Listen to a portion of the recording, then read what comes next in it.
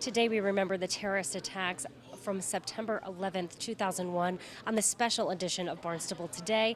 I'm Sarah Mannel.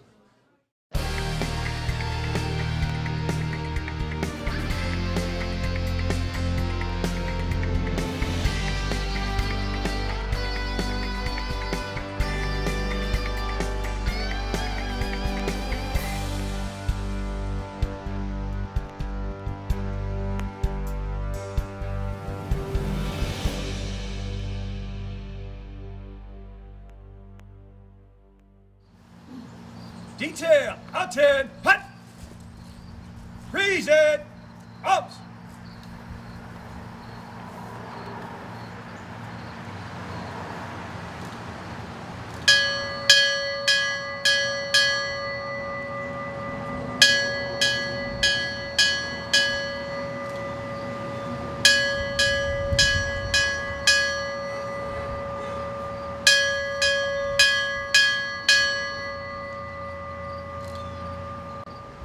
"14 years ago today, members gathered in their firehouses and EMS stations to begin another day of service to the people of New York City, not knowing what the day would bring. This can be said about every day in the life of first responders. On September 11, 2001, the FDNY lost not simply 343 members, but we lost one member 343 times. Today we come together to remember each of these individuals. We also come together as a fire department family to give strength and to support each other. We continue to honor the memory of the 343 fallen FDNY firefighters and their contribution to the greatest evacuation in history. We will never forget." We chose the ceremony this morning to be as close as possible to the ceremony that would be taking place in each of the firehouses in the city of New York. They cut a department order last week on how they wanted the remembrance ceremonies conducted. We have some friends who are retired FDNY members in our community who asked if we could, possibly consider doing it that way. And so that's what we did. I think this is a defining day in our generation. Everybody will always remember where they were when they heard that the Trade Center had been attacked and that planes had hit the Trade Center. For me, professionally and personally, I had friends, so I think about them.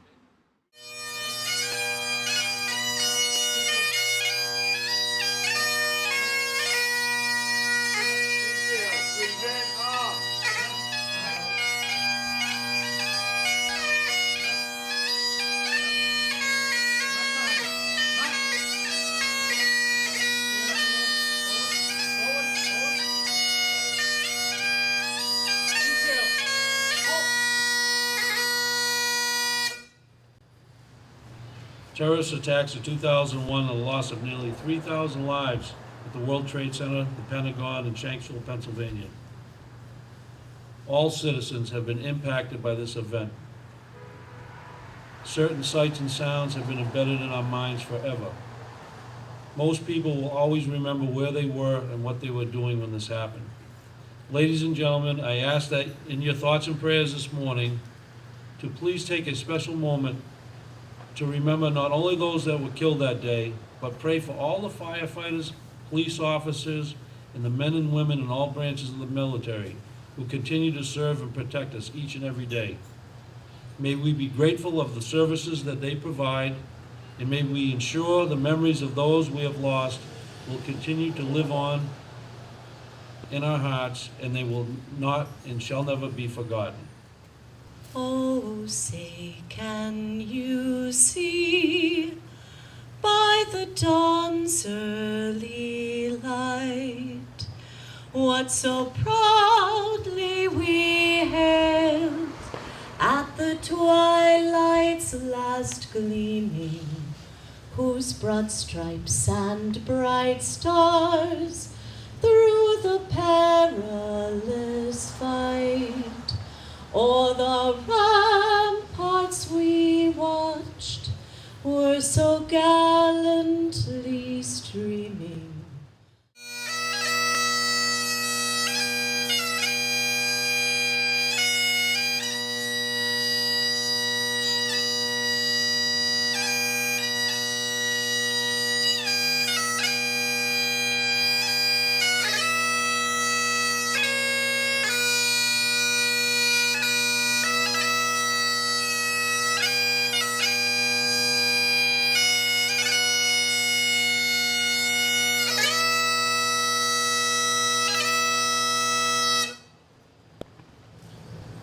Brother, when you weep for me, remember that it was meant to be.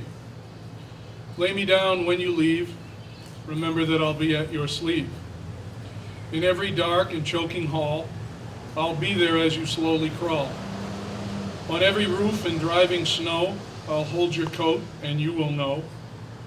In cellars hot with searing heat, at windows where a gate you meet, in closets where young children hide, you'll know I'll be at your side. The house from which I now respond is overstaffed with heroes gone. Men who answered one last bell, did the job, and did it well. As firemen, we understand that death's a card dealt in our hand, a card we hope to never play, but one we hold there anyway. That card is something we ignore as we crawl across a weakened floor.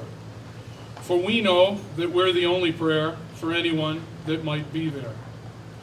So remember as you wipe your tears the joy I knew throughout the years. As I did the job I love to do, I pray that thought will see you through. 14 years ago, almost to this hour, the towers fell in Lower Manhattan, taking with them thousands of innocents. Among them were people from all over our nation, from all over the world, young and old.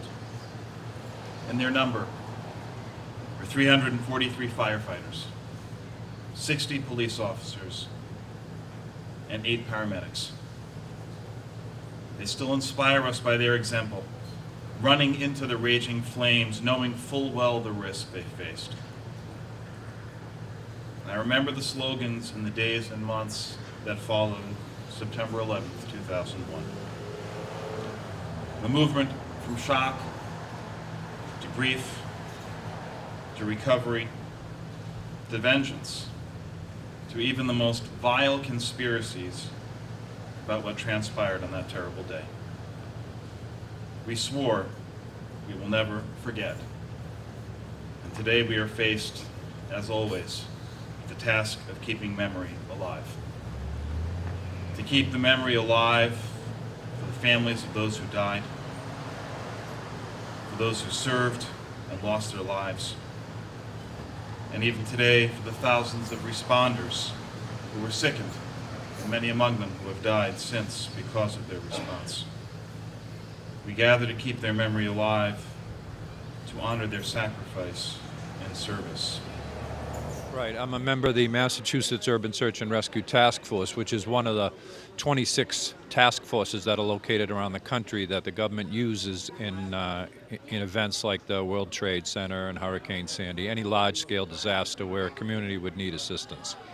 So we got deployed on that morning and arrived in New York somewhere about 6 o'clock on the 11th. I don't think there's a day goes by when there isn't something that reminds me of 9/11, whether it's the pictures here at work or something at home or somebody that I talked to. But yeah, it's very personal. I was there with, with 80 guys from Massachusetts that are all pretty much firemen, and we personally knew a whole bunch of the guys that were killed at that incident, policemen and firemen who were on the New York City team who we had trained with on a national basis. And so, yeah, it was very personal, and it still is. Well, I mean, we speak an awful lot about the 343 firefighters that were killed because that's, it's our business. It's the nature of the Brotherhood.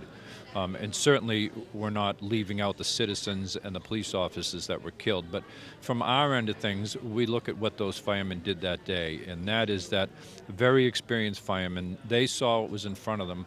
They knew what the end result was going to be, and yet they continued to do exactly what they were supposed to. Some of the most experienced firemen in the United States, and they just continued to go up those stairs, knowing full well that the likelihood is that they would never come down. And so we look at their bravery, and we look at what they did that day, and personally, I hope that if my time ever comes, that I'm able to do exactly what those guys did.